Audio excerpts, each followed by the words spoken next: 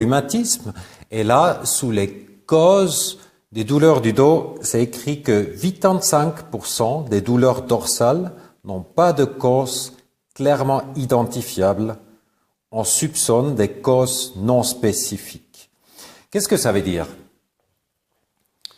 85% des douleurs du dos, on ne trouve pas la cause. Malgré tous les moyens techniques qu'on a aujourd'hui, comme les scanners, les IRM, où on voit chaque détail dans le corps, comment ça se passe, on ne trouve toujours pas la cause.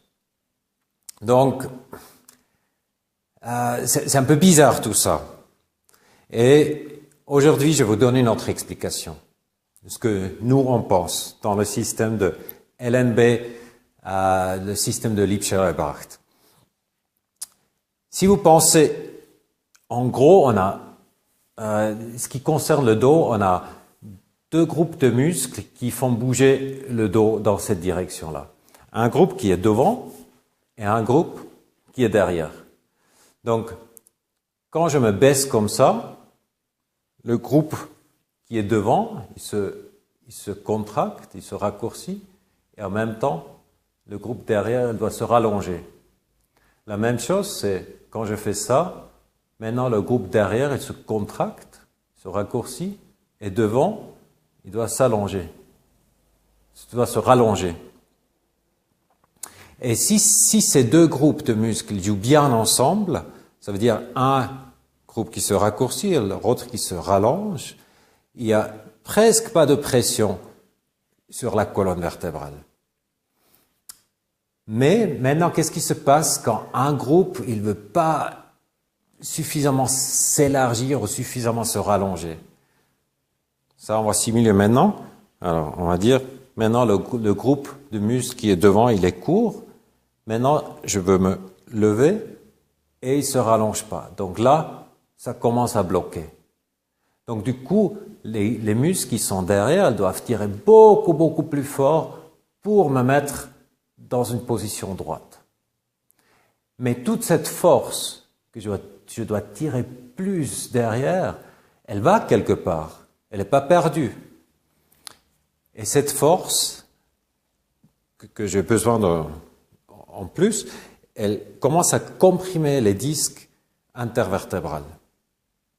Et maintenant, au bout d'un moment, le corps ou le cerveau, il observe tout ça et il se dit, la pression sur les disques, elle devient de plus en plus grand, elle devient de plus en plus impressionnante. Et pour nous avertir qu'il y a un disque qui pourrait se casser ou se déchirer, qu'est-ce qu'il fait le cerveau? Il nous envoie de douleurs dans le bas du dos pour nous dire « Attention, ne fais pas ce mouvement-là ». Et il y a la plupart des douleurs du dos viennent de cette fête-là. Mais pourquoi on devrait avoir des muscles raccourcis ou des muscles ou le tissu conjonctif qui se rallonge pas suffisamment, qui est pas suffisamment flexible? Et la cause de tout ça, c'est souvent dans notre style de vie et qu'on est trop longtemps assis. Je vais vous montrer. Qu'est-ce qui se passe quand on est assis?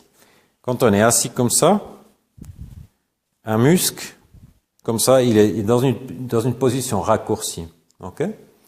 Donc là, entre mes deux doigts, il y a une distance à peu près de on va dire 15 cm. Maintenant, quand je me lève, tac. Du coup, le muscle, il est beaucoup, beaucoup plus grand. Regardez, encore une fois, là, il est court, et quand je me lève, beaucoup plus long. Et avec notre corps, on s'entraîne quelque part 24 heures par jour. Donc là, je suis en train de m'entraîner d'être debout. Donc le corps, il crée les muscles et tout ce que j'ai besoin dans cette position-là, il le crée par rapport à ma position. Mais si je suis assis une bonne partie de la journée, il va créer les muscles, le tissu conjonctif par rapport à cette position-là. Et il y a des études qui disent que la plupart des gens aujourd'hui, ils sont assis 11 heures par jour. Sans compter que quelque part on est assis dans la nuit aussi. Ça ne veut pas dire quand on s'endort devant la télé, dans son canapé, ça veut dire qu'on dort dans cette position-là dans le lit.